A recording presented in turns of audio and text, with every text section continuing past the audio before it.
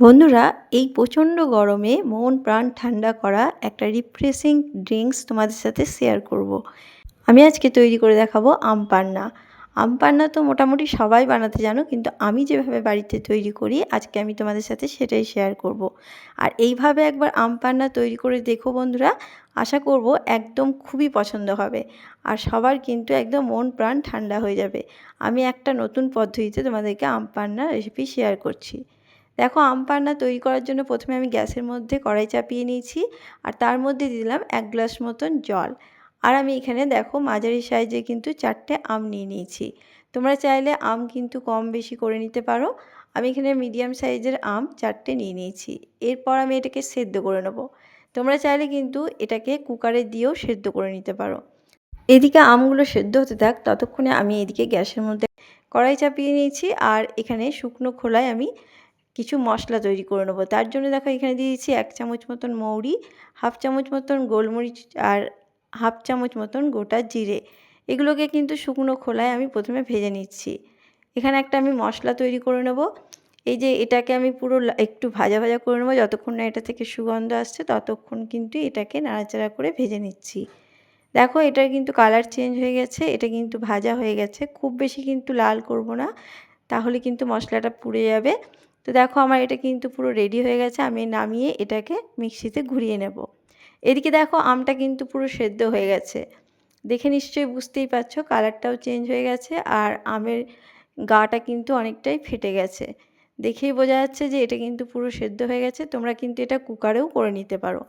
এরপর দেখো একটা পাত্রের মধ্যে আমি জল নিয়ে নিয়েছি আর এই আমগুলোকে আমি ঠান্ডা করে নেব। আমি কিন্তু আমগুলোকে জলের মধ্যে ঠান্ডা করতে দিয়ে দিচ্ছি। তো আমগুলো ঠান্ডা হয়ে গেলে কিন্তু আমি এবার খোসা ছাড়িয়ে নেব। তো আমগুলো আমার কিন্তু ঠান্ডা হয়ে গেছে, এরপর আমি খোসা ছাড়িয়ে নিচ্ছি।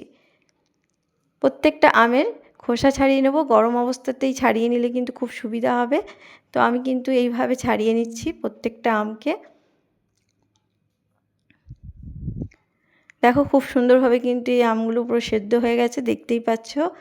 খুবই সহজে কিন্তু এগুলো ছেড়ে যাবে খোসাগুলো।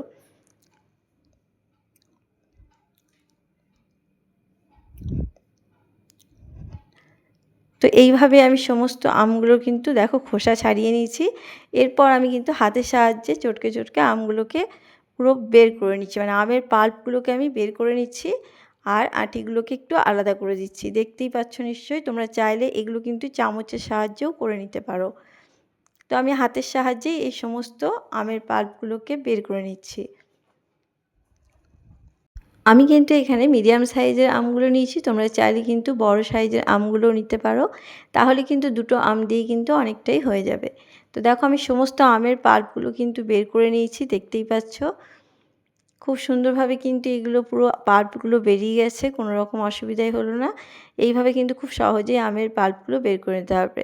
এরপর দেখো একটা মিক্সি জার নিয়ে নিয়েছি আর তার মধ্যে এই আমের পাল্পগুলোকে আমি দিয়ে দিচ্ছি। আমি আজকে যে পদ্ধতিতে আম পান্না দেখাবো সেটা যদি করে দেখো বন্ধুরা, খেলে কিন্তু মন প্রাণ পুরো ঠান্ডা হয়ে যাবে। একবার শুধু এই পদ্ধতিতে বানিয়ে দেখো। আর এখানে দেখো কিছুটা পুদিনা পাতা নিয়েছি।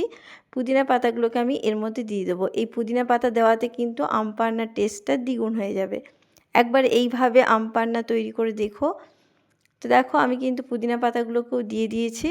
এরপর এটাকে যেখানে আম সেদ্ধ করার যে জলটা রয়ে গেছিলো সেই জলটাও কিন্তু আমি এর মধ্যে দিয়ে এরপর মিক্সিতে ঘুরিয়ে নেব। এখানে যে আমের যে জলটা রয়ে গেছিলো ওটা কিন্তু ফেলে দিইনি, ওই জলটা দিয়ে কিন্তু আমি এটা ঘুরিয়ে নিচ্ছি। দেখো আমি কিন্তু পুরো ঘুরিয়ে নিয়েছি। কেমন তৈরি হয়েছে তোমাদেরকে আমি দেখিয়ে দিচ্ছি। দেখো, দেখে বুঝতেই পারছো একদম পুরো পেস্ট তৈরি করে নিয়েছি। দেখে বুঝতেই পারছো এইভাবে কিন্তু করে নিতে হবে। খুব সুন্দরভাবে কিন্তু ঘোরানো হয়ে গেছে। এরপর একটা পাত্রের মধ্যে এই পাল্পটাকে পুরো নিয়ে নিচ্ছি। তো দেখো আমি এর মধ্যে মিক্সির মধ্যে আরও একটু জল দিয়ে কিন্তু এর মধ্যে নিয়ে নিলাম। তো চলো, এটা কিন্তু রেডি হয়ে গেছে। এরপর দেখো এর মধ্যে আমি স্বাদ মতন দিয়ে দিলাম লবণ আর দিয়ে দিচ্ছি এখানে দেখো আমি চিনিটাকে কিন্তু গুঁড়ো করে নিয়েছি। চিনিটাকে গুঁড়ো করে নিলে মেশাতে কিন্তু খুবই সুবিধা হবে। তো দেখো গুঁড়ো করা চিনি আমি এখানে 4 চামচ মতন দিয়ে দিলাম, একদম ভর্তি ভর্তি করে। তোমরা যদি আরও একটু মিষ্টি দিতে চাও তাহলে কিন্তু দিয়ে দিতে পারো। আর এখানে দেখো লেবুর রস নিয়ে দিয়ে দিচ্ছি। এখানে অর্ধেক প্রায় লেবু আছে, সেটার রসকে আমি এখানে চিপে দিয়ে দিলাম। একবার এইভাবে আম পান্না তৈরি করে দেখবে বন্ধুরা, খেতে কিন্তু দুর্দান্ত লাগে। আর এখানে দিয়ে দিলাম চাট মশলা। তোমাদের হাতের কাছে যদি চাট মশলা থাকে তাহলে কিন্তু অবশ্যই দেবে, খেতে খুবই ভালো লাগবে। আর দেখো যে ভাজা মশলাটা করে রেখেছিলাম সেটা কিন্তু গুঁড়ো করে নিয়েছি, সেখান থেকে আমি কিন্তু 2 চামচ মতন ভাজা মশলা এখানে দিয়ে দিলাম।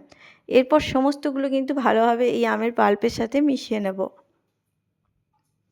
খুব ভালোভাবে কিন্তু এটাকে মিশিয়ে নিতে হবে। দেখো কালারটাও কিন্তু একটু চেঞ্জ হয়ে গেছে। আমরা তো আম পান্না অনেক রকমভাবেই বানাই, কিন্তু আমি আজকে যে পদ্ধতিতে বানিয়েছি সেই পদ্ধতিতে বানালে কিন্তু অসাধারণ খেতে লাগে। এরপর দেখো আমি কিন্তু ফ্রিজে ঠান্ডা ঠান্ডা জল এর মধ্যে ঢেলে দিলাম। তোমরা চাইলে কিন্তু এখানে বরফের কিউবও দিতে পারো, কিন্তু আমি এখানে ঠান্ডা একদম পুরো ঠান্ডা জল এখানে দিয়ে দিলাম, দিয়ে ভালোভাবে কিন্তু এরপর মিশিয়ে নিচ্ছি। এখানে খুব ঠান্ডা জলটা দিলেই কিন্তু খুব ভালো লাগবে খেতে। তো আমি কিন্তু জলটা দেওয়ার পর মিশিয়ে নিয়েছি। এরপর দেখো গ্লাসগুলোর মধ্যে ঢেলে নেব। আমার কিন্তু একদম রেডি হয়ে গেছে আম পান্না। তো দেখো দেখতে কতটা সুন্দর লাগছে, আর এইভাবে একবার বানিয়ে খেয়ে দেখো বন্ধুরা, আমি কিন্তু 100% বলতে পারি তোমাদের কিন্তু খুব পছন্দ হবে। আর কেমন হয়েছে অবশ্যই কিন্তু আমাকে কমেন্ট বক্সে জানাতে ভুলবে না। আর আমি কিন্তু এগুলোকে পুরো একটা ছাঁকনির সাহায্যে পুরো ছেঁকে নিচ্ছি। ছেঁকে নিলে কি হবে, এর মধ্যে যে মানে মশলাগুলো দিয়েছি বা কিছু যা হোক মুখে পড়বে, সেই জন্য ভালো লাগবে না। তার জন্য কিন্তু আমি এটাকে ছেঁকে নিচ্ছি, তাতে কিন্তু খেতে খুবই ভালো লাগবে। তো দেখো আমি 3টে গ্লাসের মধ্যে কিন্তু ছেঁকে নিচ্ছি পুরো আম পান্নাটাকে। এরকম ঠান্ডা ঠান্ডা আম পান্না একদম মন প্রাণ পুরো ঠান্ডা করে দেবে। একদম রিফ্রেশিং একটা ড্রিঙ্ক।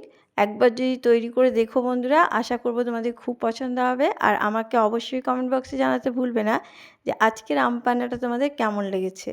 এই এত প্রচণ্ড গরমে কিন্তু এরকম ঠান্ডা ঠান্ডা আম পান্না খুবই ভালো লাগে। তো দেখো আমার কিন্তু 3টে গ্লাসেই ঢালা হয়ে গেছে, খুব সুন্দরভাবে পুরো রেডি হয়ে গেছে। এরপর তোমরা কিন্তু এর ওপরে আইস কিউবটা দিয়ে দিতে পারো, তাহলেও কিন্তু ভালো লাগবে। আমি কিন্তু এবার পুদিনা পাতা দিয়ে দিচ্ছি একটা একটা করে, দেখতে ভালো লাগার জন্য। তার জন্য কিন্তু একটা করে পুদিনা পাতা আমি ওপরে সাজিয়ে দিলাম। আর দেখো লেবুগুলোকে কেটে নিয়ে এর মধ্যে সাজিয়ে দিয়েছি। আমার কিন্তু পুরো তৈরি হয়ে গেছে আম পান্না। দেখতে কতটা সুন্দর লাগছে আর কতটা লোভনীয় লাগছে তোমরা নিশ্চয়ই বুঝতেই পারছো। একবার এই পদ্ধতিতে আম পান্না তৈরি করে দেখো বন্ধুরা, আর কেমন হয়েছিল আমাকে অবশ্যই জানাবে। যদি ভালো লাগে অবশ্যই চ্যানেলটাকে সাবস্ক্রাইব করে দিয়ে আমার পাশে থেকো। আজকে এই পর্যন্তই, সবাই ভালো থেকো।